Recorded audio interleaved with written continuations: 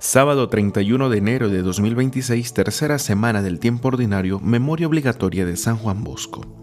Dios te está hablando, escúchalo con amor. Del segundo libro de Samuel, capítulo 12.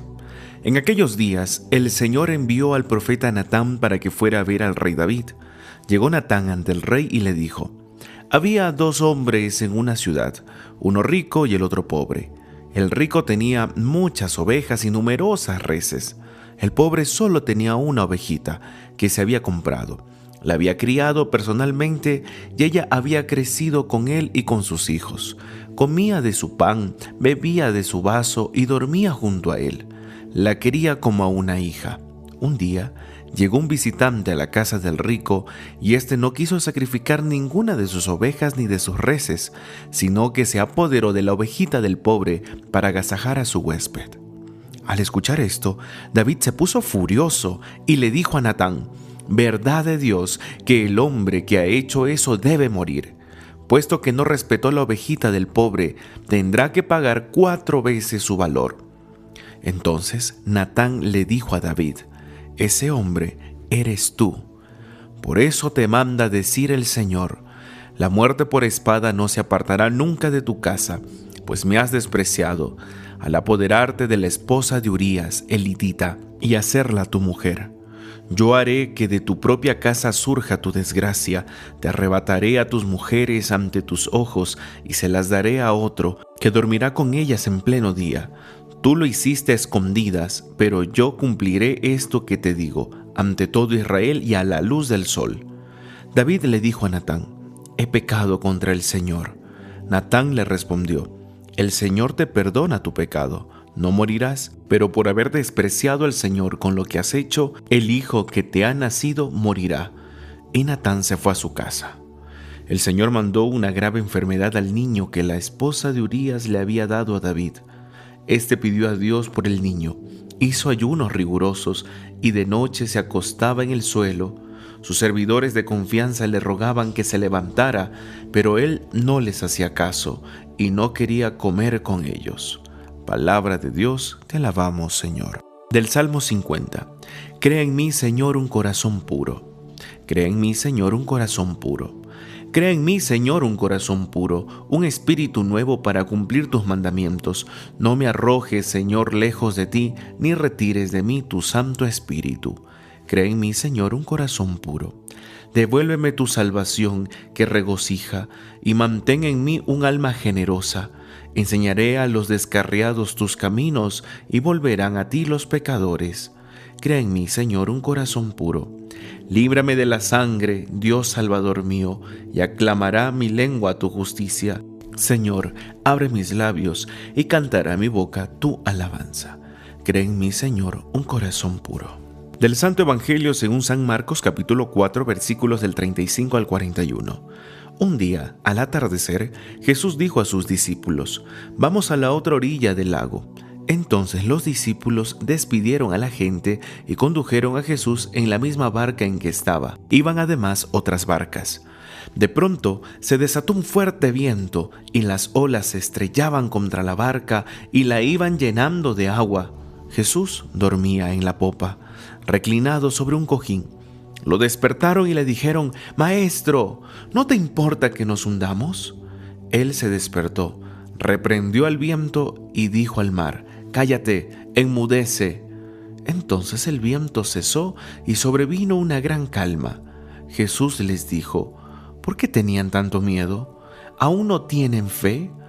Todos se quedaron espantados y se decían unos a otros: «¿Quién es este, a quien hasta el viento y el mar obedecen?». Palabra del Señor, gloria a ti, Señor Jesús. Pidamos al Espíritu Santo que nos ilumine para entender su palabra y la pongamos en práctica. Queridos hermanos, en el segundo libro de Samuel, en este capítulo 12, nos presenta uno de los momentos más decisivos de la vida de David. No solo su caída, sino el despertar de su conciencia. El pecado, así es, nos engaña, nos nubla la mirada y nos hace perder la verdad sobre nosotros mismos, que juzgamos a los demás y no vemos nuestro pecado. Cuando el profeta Natán le cuenta a David la historia del rico, que teniendo todo le quita la única ovejita al que es pobre, David se indigna y juzga con dureza y exige castigo, sin darse cuenta de que esa historia hablaba de él mismo. Entonces Natán le dice con claridad y sin rodeos: ese hombre eres tú. Y aquí descubrimos algo importante. Dios no lo humilla, no le dice esto para humillarlo. Dios le revela la verdad para salvarlo, aunque es dura. No expone a David para destruirlo, sino para convertirlo, porque lo ama. Cuando David reconoce humildemente: he pecado contra el Señor, la respuesta de Dios es inmediata: el Señor te ha perdonado. Porque el perdón de Dios es real, es verdadero, es misericordioso. O dígame, ¿cuántas veces no nos hemos sentido aliviados cuando Dios nos ha perdonado? Por medio del sacramento de la confesión, sentimos que descargamos ese peso que llevábamos. Dios no nos juzga, no nos castiga.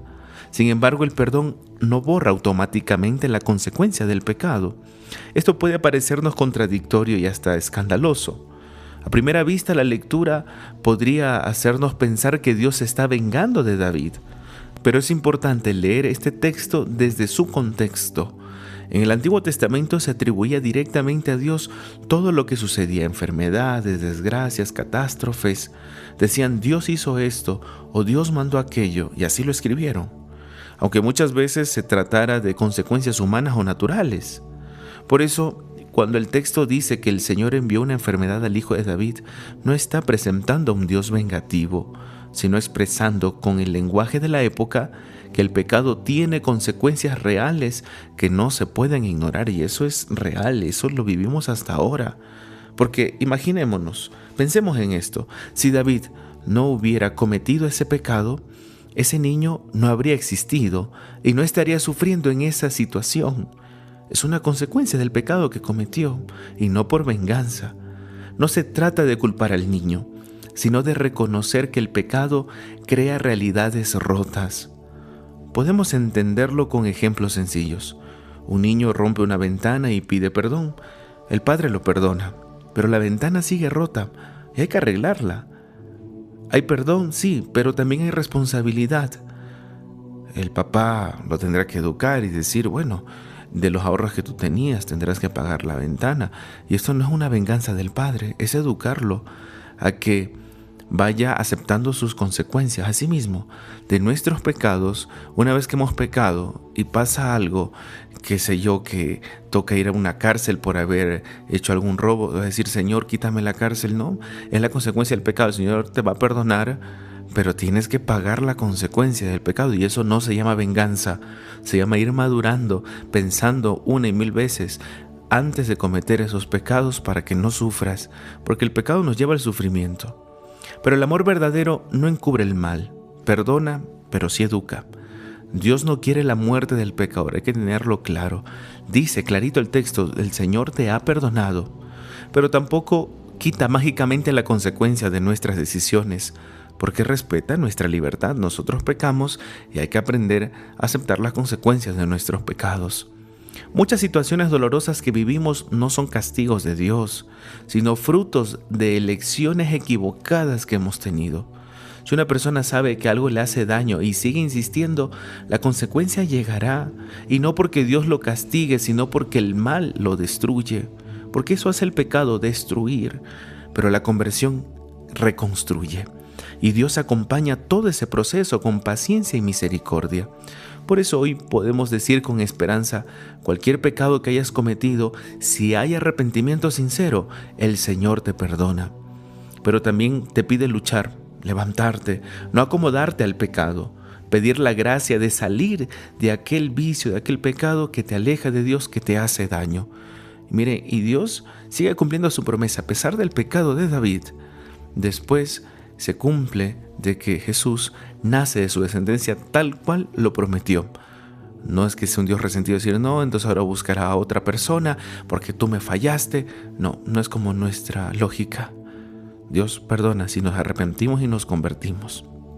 El Salmo 50 nos invita a decir: crea en mí, Señor, un corazón puro. Que esta sea nuestra frase del día. No pedimos castigo, pedimos transformación. No pedimos huir del problema, pedimos un corazón nuevo, fortaleza para vencer los problemas. David reconoce que solo Dios puede devolver la alegría, sostenerlo con espíritu firme y renovarlo por dentro. Y ese perdón recibido se vuelve misión, porque también dirá el Salmo: enseñaré a los descarriados tus caminos. Ahora, cada uno de nosotros que ya hemos experimentado la misericordia de Dios, ya no juzgamos, ahora debemos acompañar al que tal vez cometió el mismo pecado que nosotros. Y nosotros no podemos jactarnos de señalarlo, de juzgarlo. Una vez que nosotros ya hemos sido perdonados por Dios y seguimos siendo perdonados por Dios, una vez que nos hemos arrepentido, que nos hemos confesado, que hemos comulgado y que luchamos por hacer el bien, ahora debemos invitar a los otros que aún no pueden experimentar esta hermosura de la misericordia de Dios. Podemos decirles: vamos a misa, acércate a confesar, anda a comulgar, que ahí vas a sentir ese poder de Dios en medio de tu tristeza, en medio de tu tormenta. Y hay que tenerlo algo muy claro: el problema no va a desaparecer inmediatamente, pero con Dios se puede afrontarlo con una manera en paz, con una manera con fuerza, con esperanza. Todo esto se ilumina con el Evangelio. Jesús invita a los discípulos a pasar a la otra orilla, y en el camino se desata una tormenta. Y aunque Jesús está en la barca, el miedo aparece. Ellos van y lo despiertan, y Él calma el viento y el mar. Pero luego les pregunta: ¿por qué tienen miedo? ¿Aún no tienen fe? Hoy también nos dice esto Jesús, nos enfrenta, pero con amor, con misericordia. ¿Por qué tienen miedo? ¿A qué le tienes miedo hoy? ¿Qué problema estás pasando y le estás teniendo miedo? Es decir, que aún te falta un poco más de fe, madurar esa fe. Pedirle hoy al Señor: auméntame la fe, quiero aprender a confiar. Así como ese niño se lanza a los brazos de su mamá, de su papá, sabe que hay refugio, sabe que hay paz, porque ellos le van a ayudar, no lo van a abandonar.